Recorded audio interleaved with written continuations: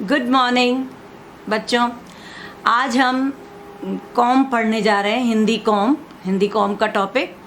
अभी आपको इससे पहले शीतल मैम ने टैक्स पढ़ाया होगा और मैं आपको विशेषण टॉपिक पढ़ाने जा रही हूँ, एडजेक्टिव। आपने पिछली क्लासेस में भी पढ़ा होगा विशेषण।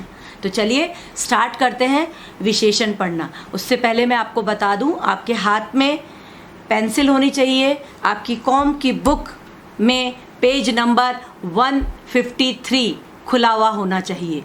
सब उसको खोलिए और मेरे साथ साथ रीड करेंगे। जहाँ पे मैं जिस सेंटेंस को आपको मार्क करने को कहूँगी उसको आप मार्क करते चलेंगे और कॉम की कॉपी में उसको उसी हिसाब से लिखना है। हमको क्वेश्चन बनाते हुए उसको नहीं लिखना, परिभाषा की तरह हम स्टार्ट करेंगे। 6 में भी आप लोगों ने ये सब इसी तरह से पढ़ा है, जैसे बिल्कुल क्लास में आपने पढ़ाई करी है वैसे ही मैं आज आपको पढ़ाने जा रही हूँ। और मेरा टॉपिक है विशेषण। ठीक है, तो चलिए बच्चों स्टार्ट करते हैं विशेषण। संज्ञा अथवा सर्वनाम की विशेषता का बोध कराने वाले शब्द विशेषण कहलाते हैं। ये वाली लाइन को आपको अंडरलाइन करना है। देखिए पेज नंबर 153 आओ जाने लिखा है, संज्ञा अथवा सर्वनाम की विशेषता का बोध कराने वाले शब्द विशेषण कहलाते हैं। अंडरलाइन हो गया। अब इसमें आप पेंसिल से लिखिए जैसे। इसका जैसे होगा, एग्जाम्पल्स इसके होंगे। सबसे ऊपर की लाइन आ जाइए। नंबर 1, गीदड़ डरपोक जानवर है। जो शब्द डार्कन वर्ड्स में है उसको आपको वैसे ही डार्कन वर्ड्स या अंडरलाइंड वर्ड में लिखना है, जैसे कि आपको मैं पहले 6 क्लास में कराती थी। गीदड़ डरपोक जानवर है, नंबर 1। नंबर 2, यह विद्यार्थी परिश्रमी है। नंबर 3, इस विद्यालय में 25 कमरे हैं। 1, 2 और 3 वाले को टिक कर लीजिए। इसको आपको एज ए एग्जाम्पल, आपको विशेषण के एग्जाम्पल में इन तीनों को लिखना है। अब मैं समझाती हूँ संज्ञा अथवा सर्वनाम की विशेषता का बोध कराने वाले शब्द विशेषण कैसे होते हैं। संज्ञा, गीदड़ क्या है? संज्ञा वो डरपोक जानवर है। इसमें विशेषता क्या हो रही है गीदड़ की? उसका डरपोक होना। विशेषता क्या है? उसका डरपोक होना। तो ये विशेषण वर्ड हुआ डरपोक। ठीक है। इसी प्रकार ये लिखने के बाद आप पेज को टर्न करेंगे। इस पेज को आप यहीं छोड़ देंगे। इसके बाद आप इसको टर्न करना है पेज को, और पेज नंबर 154 खोलेंगे। पेज नंबर 154 पे आएंगे। अब आप देखेंगे यहाँ पे ग्रीन से बॉक्स में एक विशेषण के भेद लिखे हैं। तो ये विशेषण की डिफाइन लिखने के बाद हमको लिखना है विशेषण के भेद। ठीक है बच्चों, तो अब आते हैं हम विशेषण के भेद में। और विशेषण के 4 भेद हैं, यानी भेद मतलब प्रकार, काइंड्स जिसको आप कहते हैं। विशेषण के 4 भेद हैं। नंबर 1, गुणवाचक विशेषण। नंबर 2, संख्यावाचक विशेषण। नंबर 3, परिमाणवाचक विशेषण। और नंबर 4, संकेतवाचक या सार्वनामिक विशेषण, जिसको हम सार्वनामिक विशेषण भी कहते हैं। इन चारों को आपको इसी प्रकार कॉपी में लिखना है। तो आप अंडरलाइन कीजिए विशेषण के भेद। हो गया। इसके बाद विशेषण के 4 भेद हैं, इसको अंडरलाइन करिए पेंसिल उठा के।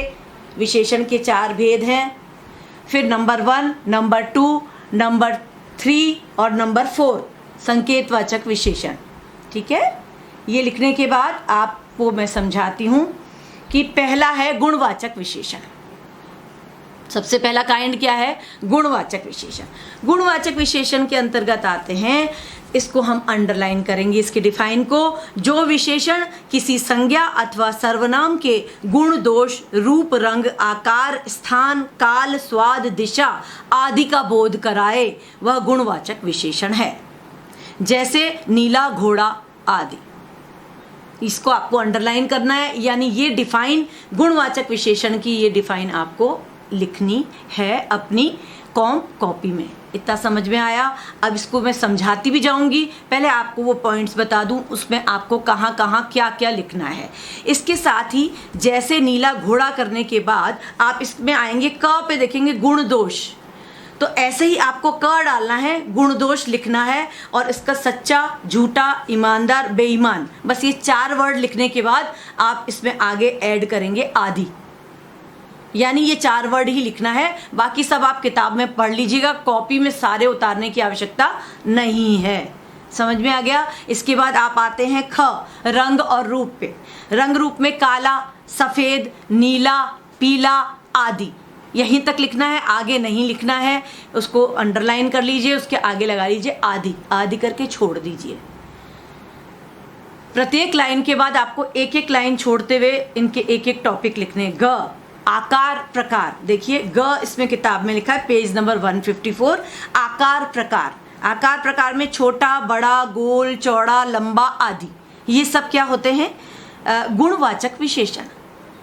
ठीक है, ये आपको लिखना है आदि। इसके बाद घ, अवस्था, यानी सब ये झ तक आपके पॉइंट्स हैं, इनमें से सब में से 4-4, 5-5 आपको वर्ड्स लेकर उसको आदि कर कर अपनी कॉपी में लिखना है। यानी सारे पॉइंट्स को फॉलो करना है कॉपी में भी, लेकिन सारा का सारा नहीं लिखना है, जहाँ तक मैं बता रही हूँ आपको वहीं तक लिखना है।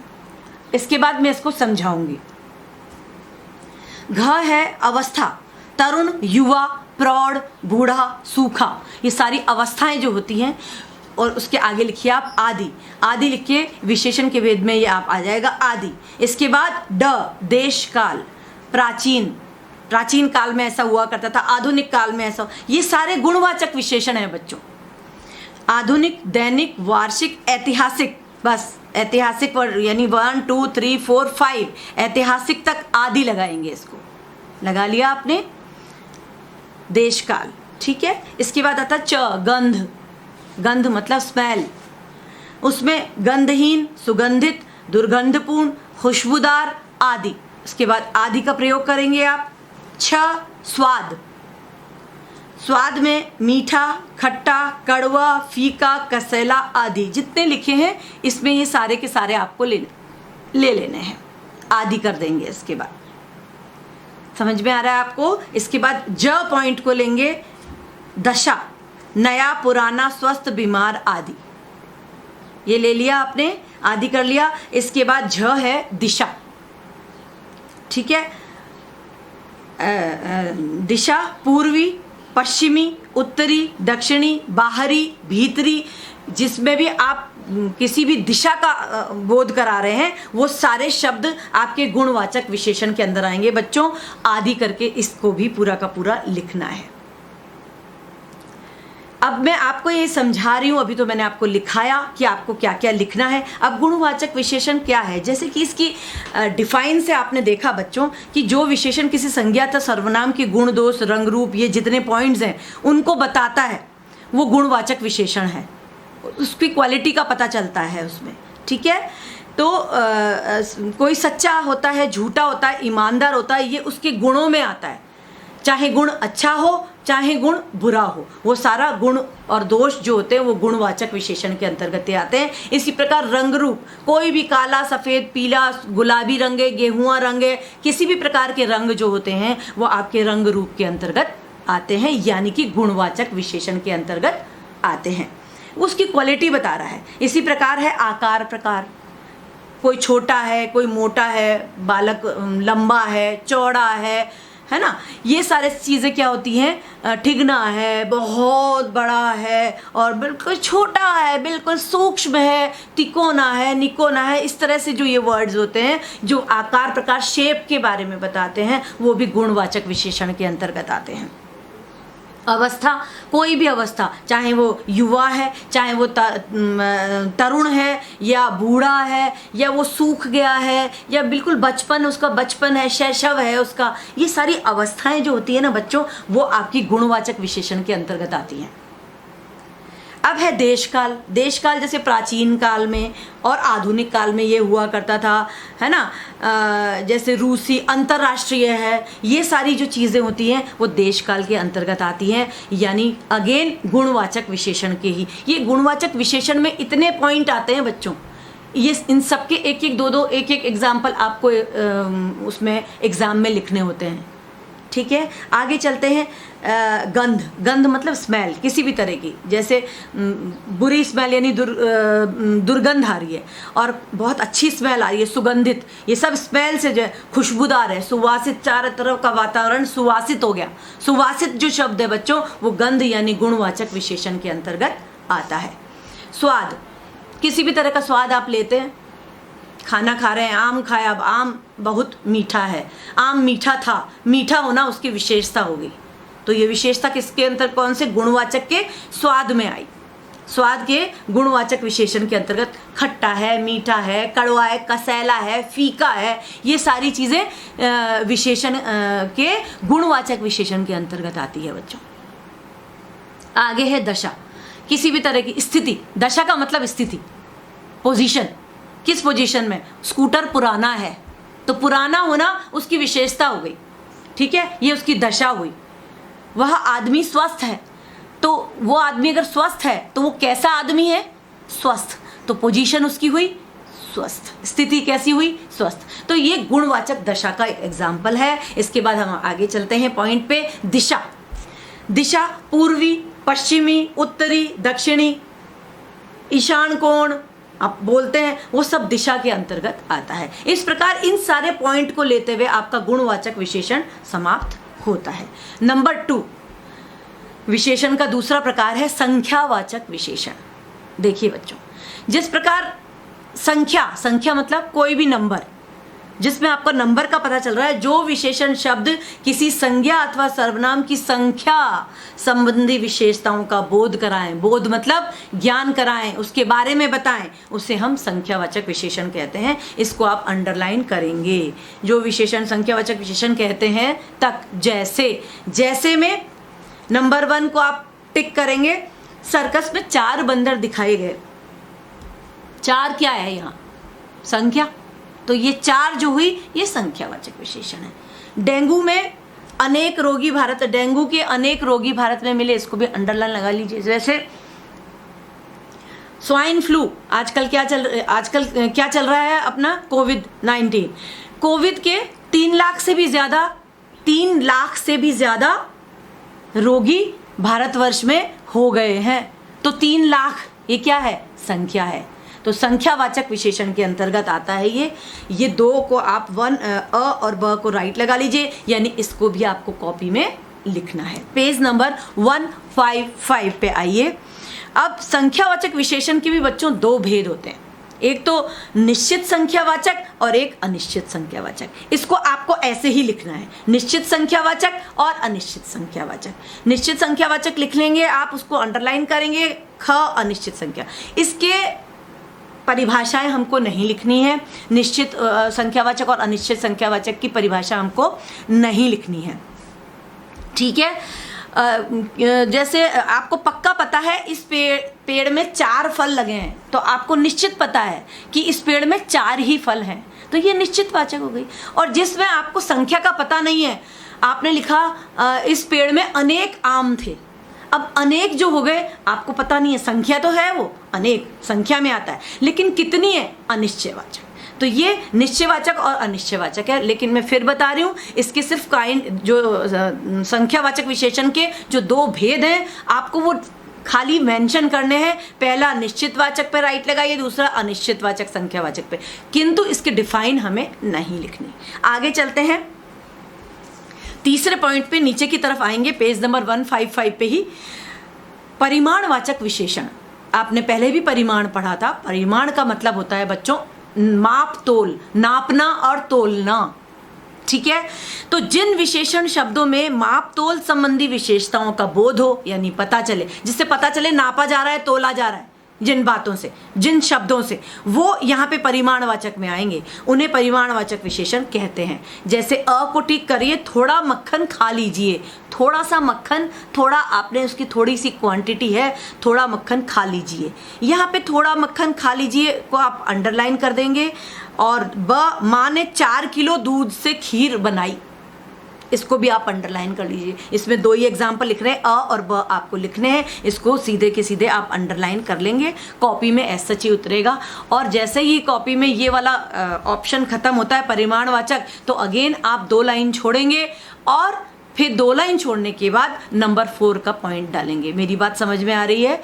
हमेशा काम करते समय ये बात ध्यान रखिए, you have to leave 2 lines every answer, you have to leave 2 lines. Okay, ये बात हम ध्यान रखेंगे। आगे चलते हैं, परिमाणवाचक को समझते हुए आगे। जैसे आपने कहा मेरी मम्मी 6 मीटर लंबी साड़ी पहनती है, तो 6 मीटर क्या हो गई? उस साड़ी की लंबाई। तो वो लंबाई जो आती है वो मापने और तोलने में आती है। इसका मतलब ये परिमाणवाचक विशेषण के अंतर्गत आएगी। समझ में आया? अब आप पेज को टर्न कीजिए, आप आ जाएंगे पेज नंबर 156 यानी 156 पे। और यही समझ लीजिए, जिस प्रकार आपने अभी ऊपर देखा था कि संख्यावाचक विशेषण के भी 2 भेद होते हैं, निश्चित संख्यावाचक और अनिश्चित संख्यावाचक, उसी तरह परिमाणवाचक के भी 2 भेद होते हैं जो कि आपको फिर से लिखने हैं, खाली उनकी डिफाइन नहीं लिखनी है। और फिर कह रही हूँ, उनकी प्रकारों की डिफाइन आपको नहीं लिखनी है। जो डिफाइन आपको लिखनी है उसको मैं अंडरलाइन करवा रही हूँ। आगे आप चलते हैं। परिमाणवाचक विशेषण के 2 भेद होते हैं, एक तो होता है निश्चित परिमाणवाचक, दूसरा होता है अनिश्चित परिमाण। बिल्कुल सेम उसी संख्यावाचक की तरह। निश्चित में जैसे आपको पक्का पता है कि ये 5 मीटर कपड़े की लंबाई, आपने बोला ये 5 मीटर, मेरी मम्मी 5 मीटर की साड़ी पहनती है, आपको पता है 5 मीटर है ये लंबाई, और वो तो हो गई निश्चितवाचक। जिसका आपको पक्का पता है वो निश्चितवाचक है। और अनिश्चित कौन सा हो जाएगा भाई? अनिश्चित जिसको आपने कहा थोड़ा, जैसे कि अभी आपने बोला थोड़ा सा, मैंने थोड़ा सा अचार खाया, मैंने थोड़ा सा अचार खाया। अब ये थोड़े में आपको निश्चित पता नहीं है कितना अचार खाया, हो सकता है वो 1 चम्मच भी हो सकता है वो इतना सा जरा सा बिट ऑफ पीस या छोटा सा पीस हो, वो भी हो सकता है। ठीक है, तो ये समझ में आ गया। इसकी डिफाइन आपको नहीं लिखनी है, खाली निश्चयवाचक, परिमाणवाचक, अनिश्चयवाचक। यानी आप ये लाइन को अंडरलाइन करेंगे। परिमाणवाचक विशेषण के 2 भेद होते हैं, नंबर 1 निश्चितवाचक परिमाणवाचक, नंबर 2 अनिश्चित परिमाणवाचक। सिर्फ इतना लिखना है। इसके बाद आपका आ जाएगा विशेषण का चौथा प्रकार, जिसको कहते हैं 4th प्रकार, जिसको हम कहते हैं संकेतवाचक या सार्वनामिक विशेषण। ठीक है, उसको हम कहते हैं। तो वो हम पढ़ते हैं सार्वनामिक विशेषण। मैं परिभाषा पढ़ रही हूँ, आपको उस परिभाषा को अंडरलाइन करना है मेरे साथ साथ। जब सर्वनाम संज्ञा से पहले लगकर उसकी विशेषता बताते हैं तो उन्हें सार्वनामिक विशेषण कहते हैं। बच्चों थोड़ा सा ध्यान देंगे यहाँ पे, किस प्रकार संज्ञा से, जब सर्वनाम, मैं फिर से पढ़ रही हूँ, जब सर्वनाम संज्ञा से पहले लगकर उसकी विशेषता, यानी संज्ञा के वर्ड से पहले लगकर उसकी विशेषता बताते हैं तो उन्हें सार्वनामिक सर्वनाम कहते हैं। जैसे यह बच्चा, बच्चा क्या है बच्चों? संज्ञा। और संज्ञा से पहले आपने लगाया यह, पॉइंट आउट करना, संकेतवाचक। इसको संकेतवाचक इसीलिए कहा जाता है। इसमें यह घर मेरा है, वह बैट मेरा है।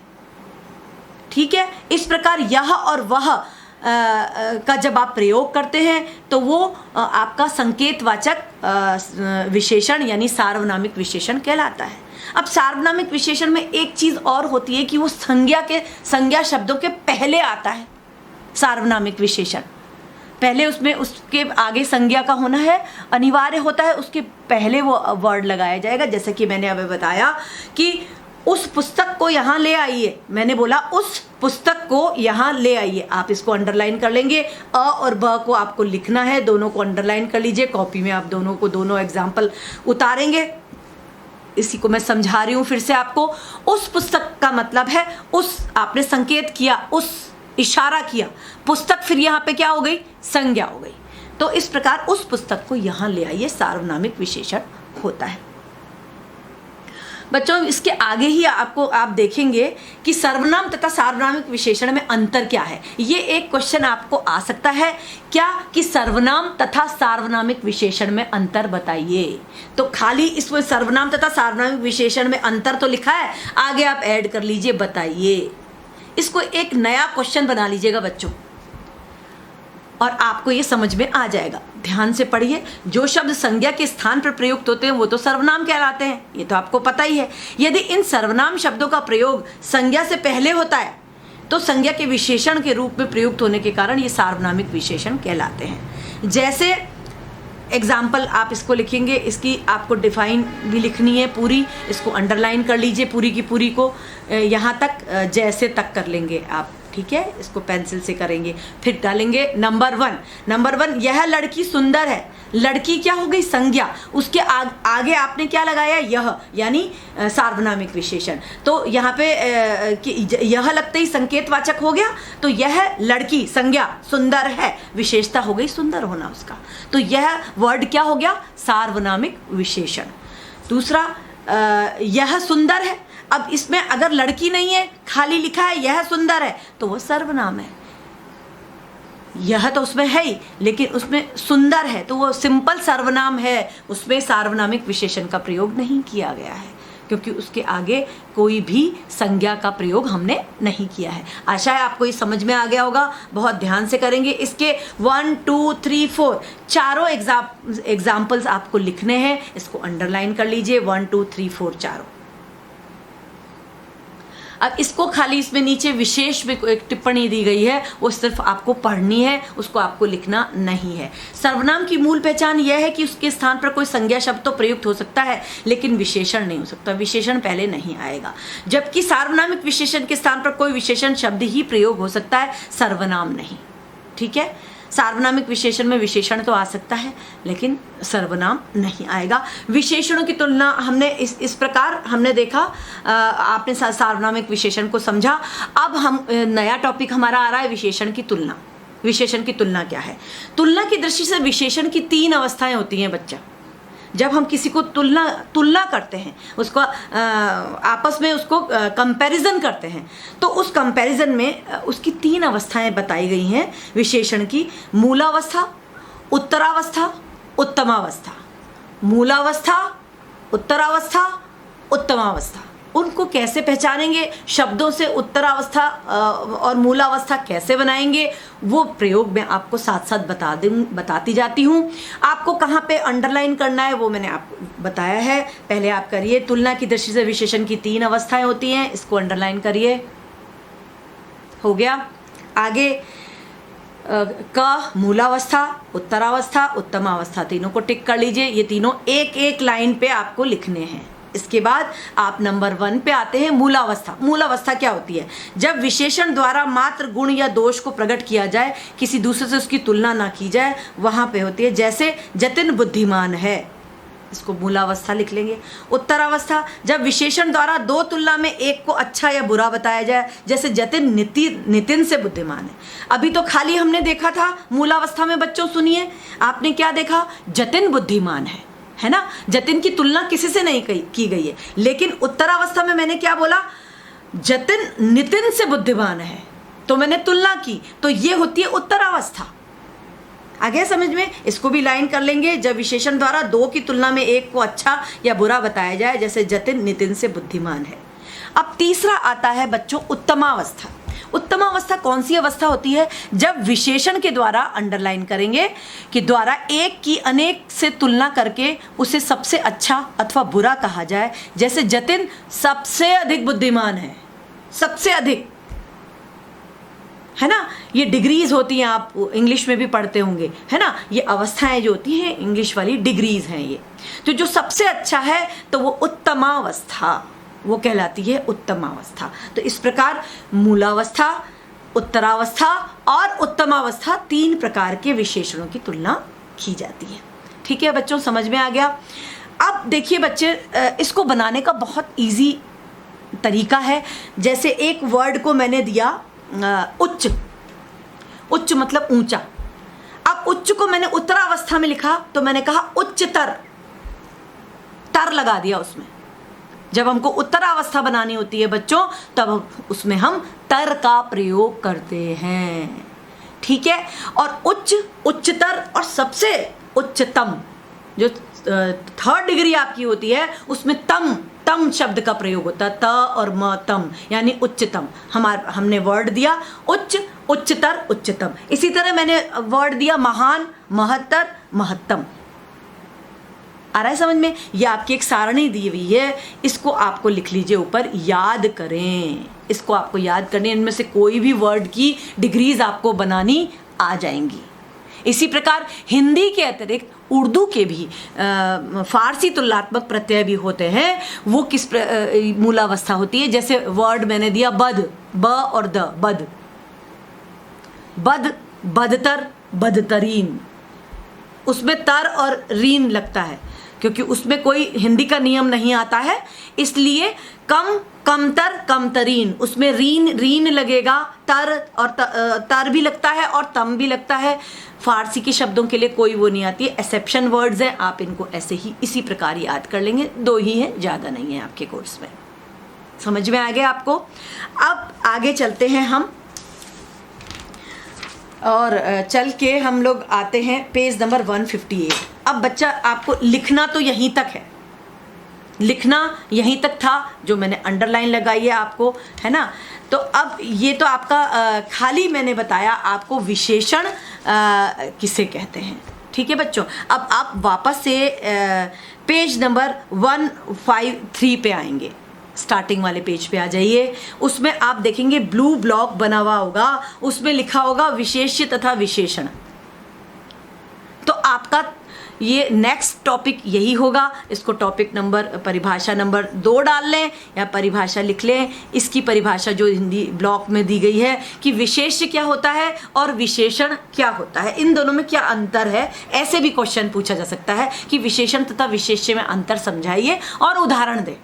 हर जगह डिफाइन बच्चों तब पूरी होती है जब तक कि उसका उदाहरण नहीं, जैसे नहीं लिख देते तब तक वो एग्जाम्पल अधूरा रहेगा, तब तक वो आपकी डिफाइन अधूरी रहेगी। ये ध्यान रखिए हमेशा कि मैम इसमें तो खाली ये लिखा था। कभी कभी बच्चे ये करते हैं, एग्जाम में जब क्वेश्चन आपसे पुट किया जाता है कि इसकी परिभाषा लिखो, तो आप केवल परिभाषा लिख के आ जाते हैं कि संज्ञा तथा सर्वनाम की विशेषता का बोध कराने वाले शब्द विशेषण कहलाते हैं। आप ना उसका जैसे लिखते हैं और क्वेश्चन होता है वो 2 मार्क्स का। आप कहते हैं मैम हमको तो आपने 1 ही नंबर दिया। वो 1 नंबर क्यों देती है मैम, ये ध्यान रखना, जब तक जैसे नहीं होगा, परिभाषा नहीं होगी, तब तक वो पूर्ण नहीं होता। तो चलिए विशेषण तथा विशेष्य ये करते हैं, ब्लॉक पे आते हैं, अंडरलाइन करेंगे। जिन संज्ञा अथवा सर्वनाम शब्दों की विशेषता प्रकट की जाती है उन्हें विशेष्य कहते हैं तथा विशेषता सूचक शब्द विशेषण कहलाते हैं। बच्चों इसकी डिफाइन को आप एग्जाम्पल द्वारा समझेंगे, हम आपको बताते हैं। पहला एग्जाम्पल इसमें यही लिखेंगे आप, नंबर 1, बच्चों को मीठे आम बेहद पसंद है। ठीक है, अब इस लाइन में विशेषता कौन सी है, मीठे आम। विशेषण क्या है आपका, है ना, मीठे, है ना, और आम जो हुआ वो विशेष हुआ बच्चों, बच्चों को पसंद है। ठीक है, आम जो है वो आपने मीठे लिखा, मीठे आम बेहद पसंद है, मीठा तो इसमें आ गया आपका विशेषण, और आम जो वर्ड आया बच्चों वो है विशेष्य। किस चीज की विशेषता बताई जा रही है, जिन शब्दों की विशेषता बताई जाए वह विशेष्य कहलाते हैं बच्चों। समझ में आई आपको बात? तो आगे ये दोनों एग्जाम्पल आपको लिखने हैं। लाल फूलों से बाग खिल उठा, इसमें अगेन लाल जो है वो क्या है, विशेषण है, और फूल क्या है बच्चों, विशेष्य। लाल किसकी विशेषता बताई जा रही है, फूलों की, तो फूल यहाँ पे विशेष्य बन के आता है। बहुत सिंपल चीज़ है, कोई ज़्यादा कॉम्प्लिकेशन नहीं है, कॉम्प्लिकेटेड मामला नहीं है, बहुत सिंपल पढ़ना है आपको इसमें। ठीक है, तो ये आप यहाँ पे इन दोनों को एग्जाम्पल लिख लेंगे। अब इसके बाद इसके नीचे वाला है, यह होनहार बच्चा है, विशेषण विशेष्य, और इसकी भी आपको आवश्यकता नहीं है, बस आप ये दोनों लगा लीजिएगा। यहाँ तक आपका ये वाला क्वेश्चन कि विशेष्य व विशेषण व विशेष्य क्या है, उसकी परिभाषा लिखिए, उसका आंसर यहीं तक है बस। चलिए अब हम पेज पलटते हैं और फिर आप आते हैं पेज नंबर 154 पे बच्चों। 154 वापस आते हैं, सबसे ऊपर लिखा है प्रविशेषण। ये आपका तीसरा टॉपिक हो गया, तीसरा क्वेश्चन हो गया, प्रश्न 3 हो गया, 3 की परिभाषा हो गई। तीसरा टॉपिक मैं बताने जा रही हूँ, प्रविशेषण क्या है बच्चों। ये प्रविशेषण, प्रविशेषण आपके लिखा हुआ है, आप उसके आगे ऐड कर लीजिए किसे कहते हैं। प्रविशेषण के आगे ऐड कर लीजिए किसे कहते हैं, प्रश्न 3 डाला, परिभाषा कर लेंगे उसको, यानी ये क्वेश्चन कैसे आ सकता है, प्रविशेषण की परिभाषा दीजिए, या प्रविशेषण से आप क्या समझते हैं, या प्रविशेषण आप किसे कहते हैं। किसी भी तरह क्वेश्चन आएगा उसका आंसर वही है, सेम है, जो मैं अभी आपको अंडरलाइन करवा रही हूँ और समझा रही हूँ। विशेषण की भी विशेषता बताने वाले शब्दों को प्रविशेषण कहते हैं। बिल्कुल सिंपल बात है बच्चे की, जो विशेषण की विशेषता बताए वो प्रविशेषण है। अब आप कहोगे मैम विशेषण की भी विशेषता कैसे होती है? ऐसे होती है, देखिए मैंने बोला लता मंगेशकर सुरीला गाती हैं, तो क्या बोला मैंने? लता मंगेशकर सुरीला गाती हैं, ठीक है। अब इसमें ये मैंने उसका बताया सुरीला गाना खाली विशेषण था, लेकिन तभी एक लड़की उठी और बोली कि मैम नहीं, लता मंगेशकर बहुत सुरीला गाती हैं। तो उन्होंने जो बहुत वर्ड यूज़ करा, उस लड़की ने जो बहुत बोला, तो बहुत यहाँ पे होगा प्रविशेषण, कि गाती तो है सुरीला लेकिन बहुत सुरीला गाती हैं। किसी चीज़ पे और ज़्यादा डाल दिया आपने, एम्फेसिस डाल दिया, वो प्रविशेषण, यानी विशेषण की भी आपने विशेषता बता दी, वो प्रविशेषण है। तो इसमें पहला जो आपका है प्रभा बहुत सुंदर लड़की है, इसमें आपने टिक करिए इसको। और दूसरा जो बुक वाला है कालिदास वाला, उसको आपको नहीं करना, उसको क्रॉस कर दीजिए। उसके आगे आप नंबर 2 किताब में डाल के पेंसिल से जो मैं वर्ड बोल रही हूँ उसको लिखिए। क्या? मौसम लिखिए, मौसम, मऊ, औ की मात्रा आ रही है, ध्यान रखिएगा। मौसम अत्यंत सुहावना है। मैं फिर से बोल रही हूँ, नंबर 2 पे आपने एग्जाम्पल इसका लिखा है प्रविशेषण का, मौसम अत्यंत सुहावना है। करेक्शन करिएगा, सुहावना नहीं करिएगा, सुहावना है। आधा त य के ऊपर बिंदी लगी है, अत्यंत सुहावना है, ठीक है। तो यहाँ पे अत्यंत वर्ड जो आया आपका, अत्यंत, बहुत अधिक, सुहावना, सुहावना ही नहीं है भाई, मेरे को सुहावना नहीं, मेरे को तो बहुत अच्छा लग रहा है, अत्यंत सुहावना लग रहा है। तो इस तरह से विशेषण की भी जो विशेषता होती है बच्चों, वो प्रविशेषण कहलाता है। तो बच्चों आज हमने क्या क्या सीखा, आपका विशेषण की पूरी डिफाइन करी, और हमने प्रविशेषण, विशेषण, विशेष्य, ये सब हमने कहाँ लिखना है? अपनी व्याकरण की कॉपी में लिखना है। विशेषण की तुलना हमने करी। अब हम अगली क्लास में इस बुक की एक्सरसाइजेज और कुछ थोड़ा बहुत जो बुक का हमें और क्या क्या पढ़ना है, याद करने वाला पोर्शन है, वो सब हम अगली क्लास में करेंगे। आज के लिए यहीं समाप्त करते हैं हम अपनी क्लास। Thank you.